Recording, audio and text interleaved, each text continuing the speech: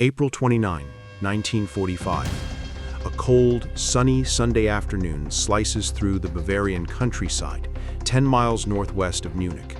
The air hums with the low growl of jeep engines and the crunch of boots on gravel as Brigadier General Henning Linden leads a small convoy from the 42nd Rainbow Division toward the town of Dachau. No one speaks much.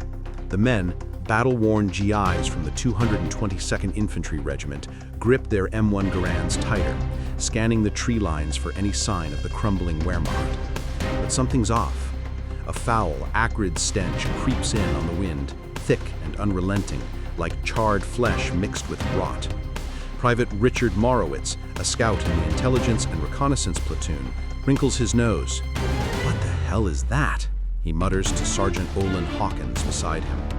They think it's dead livestock at first, maybe bombed-out farms from the push through France and into Germany. But as the miles tick by, the smell intensifies, clawing at their throats, making eyes water. You can almost feel it now, the invisible fog that turns stomachs and whispers of horrors unseen. The division, under Major General Harry J. Collins, has been grinding through Europe since landing in Marseille back in December '44.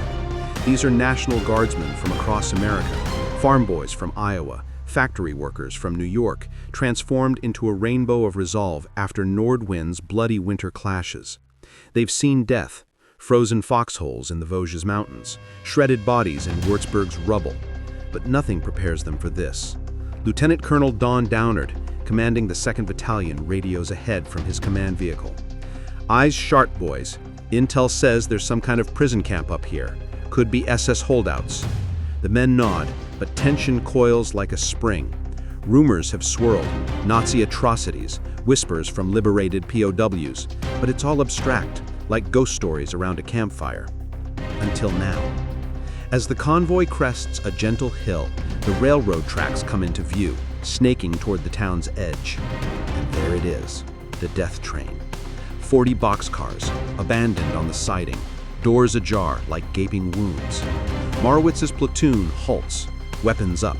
The stench hits like a wall, overpowering, sweet, sick decay that forces bile up throats. Hawkins peers inside the first car, his face paling under the grime of combat.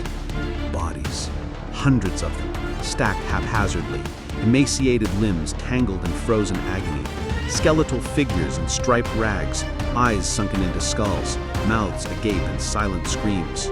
Some show bullet holes, fresh executions, others the slow rot of starvation, dehydration, typhus. This train left Buchenwald 3 weeks ago with nearly 5,000 souls crammed inside. Only a handful survived the journey, herded into the camp beyond.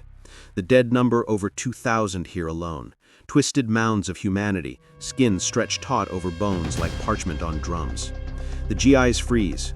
Private First Class Clifford Barrett, a young rifleman from Company F, stumbles back, vomiting into the dirt. Jesus Christ, what kind of animals do this? Rage flickers in eyes that were weary moments ago. Downard orders men to check for survivors. Feeble moans rise from the shadows. A few prisoners, barely alive, crawl toward the light, whispering in broken languages. Polish, Yiddish, French, Amerikaner, Freiheit. One clutches Morowitz's boot, tears carving paths through filth-caked cheeks. The scout kneels, offering a canteen, but the man's hands shake too violently to hold it. These are the remnants, political dissidents, Jews, clergy, reduced to shadows by years of Nazi brutality. Word spreads back through the ranks. Brigadier General Linden, riding with reporters like Margaret Higgins from the New York Herald Tribune, halts his jeep. His face hardens as he surveys the carnage. "This is what we're fighting," he says quietly, voice like gravel. But questions burn. Who did this? How many more? The camp's walls loom just ahead, electrified fences glinting in the sun, guard towers silent sentinels. Smoke curls from chimneys in the distance, crematoria, though they don't know it yet. The men reform, hearts pounding, a mix of fury and dread propelling them forward. They've crossed rivers of blood to get here, but this feels different, deeper, darker.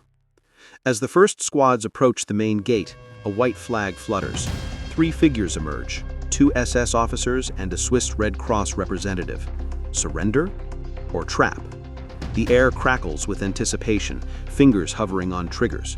What waits inside those walls could shatter everything they thought they knew about the enemy, about humanity itself.